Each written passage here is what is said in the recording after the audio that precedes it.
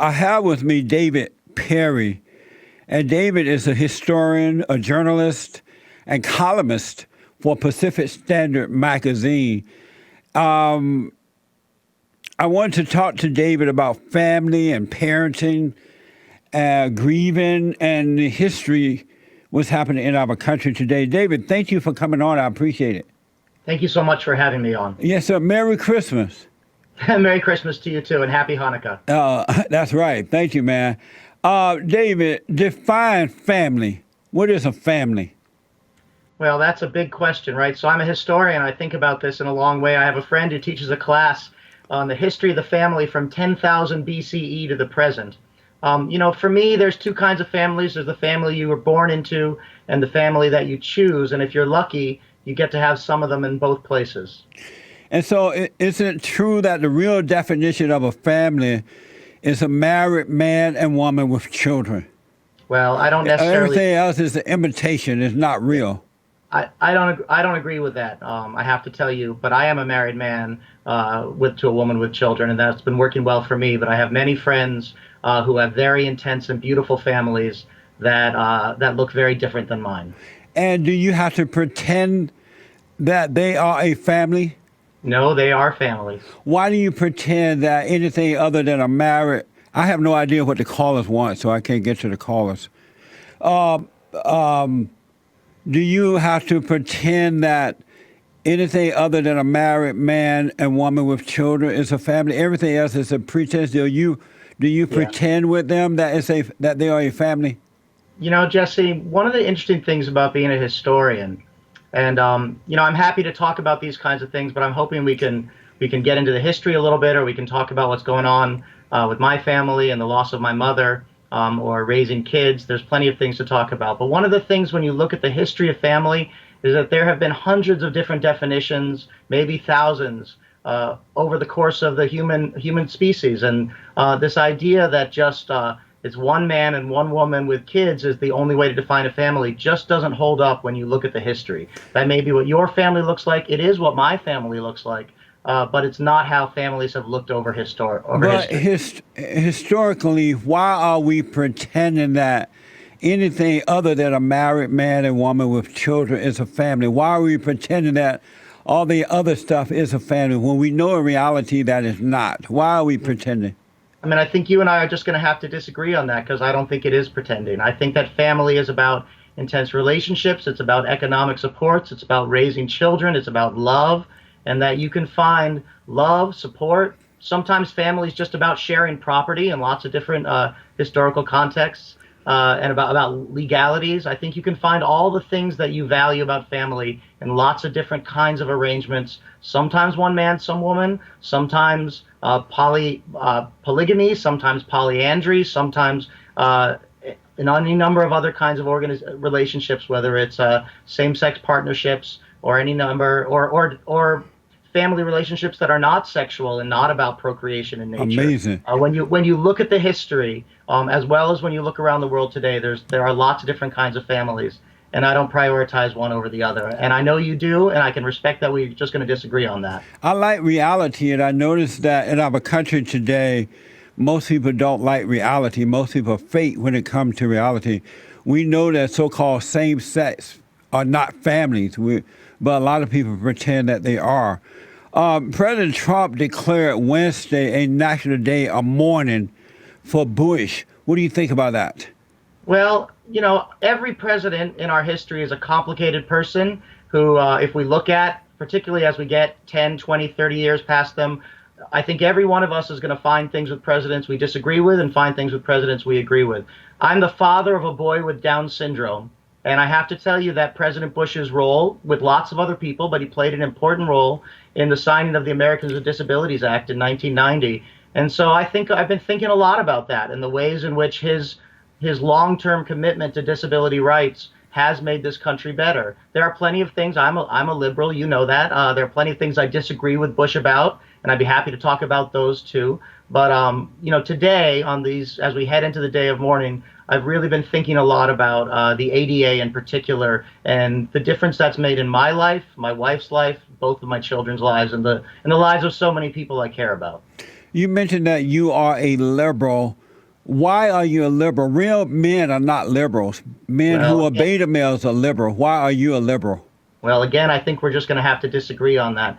I believe that that there are lots of problems that we have to come together and we have to organize in different ways to solve. And disability rights is a good one. I'm really I've been very sad in the last few years to see the Republican Party move away from disability rights, which is one of, again, as a Republican president signed that law. I've been very sad to see that. Disability rights is a really good example where the marketplace doesn't solve the problems, but we need good, well-organized, well-run government in order to address the issues, in order to make the country better for everyone. And when we do good work around disability rights, when we really enforce the ADA, it doesn't just help people like my son. It just makes a better society, and you can better in lots of different ways. Better for families, better for education, better for business. People make more money. There's lots of good things that come out of it. So I would be happy to shift my political ideology if I saw conservatives taking positions that supported the kinds of things I value. But that hasn't been happening, certainly in my adult life. So what caused you personally to become a liberal? Because real men are not liberal, they're conservative. What caused you? Have you always been a liberal? Yeah, Jesse, I'm going to have to ask you to stop talking about real men and insulting me that way.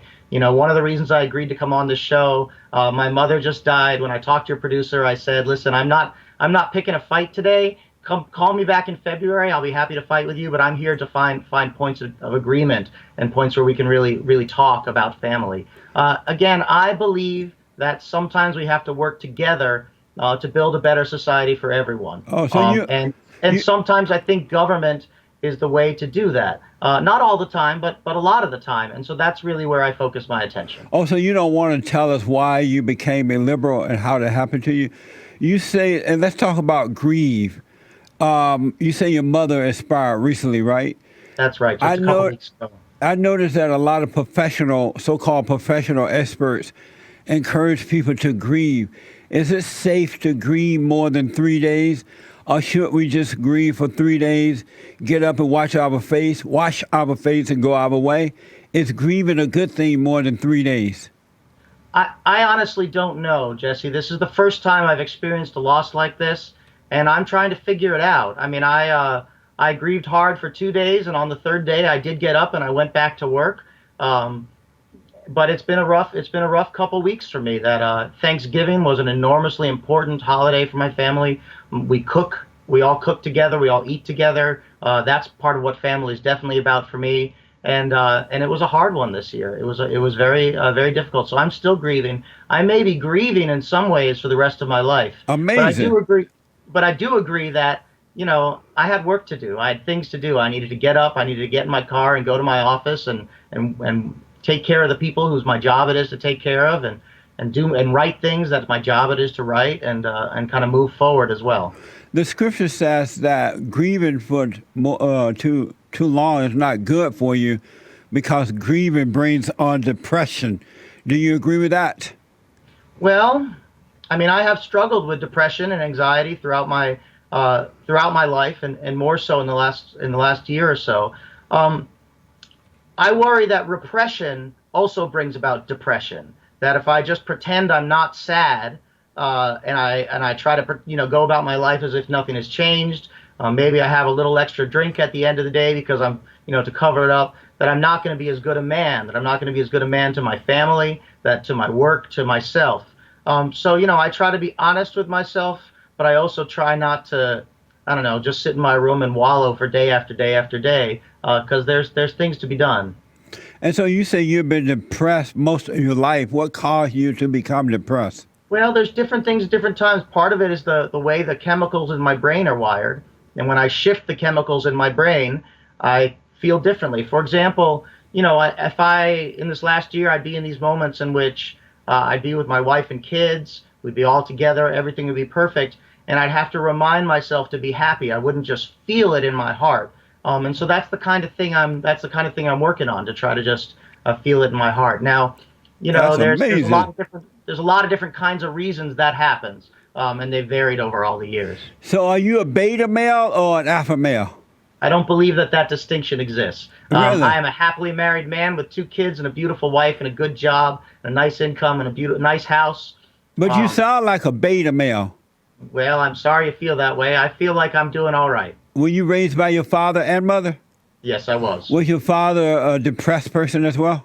My father is one of the most brilliant men I've ever known, and my mother was a brilliant woman too. They were both historians, deeply committed to understanding how this country works, to digging in deep into its history, both the good parts and the bad, and they raised me to think deeply and try to act responsibly. Are you the head of your wife? I don't. That's not a phrase that I would use. Again, you and I have a Amazing. different idea. You and I have a different idea about how family works. David, what's your website real fast? Thismess.net. How did we get into this mess? Thismess.net. David, thank you for coming on. Merry Christmas to you. Yeah, happy Hanukkah to you too, Jesse. All right. Thank you, buddy.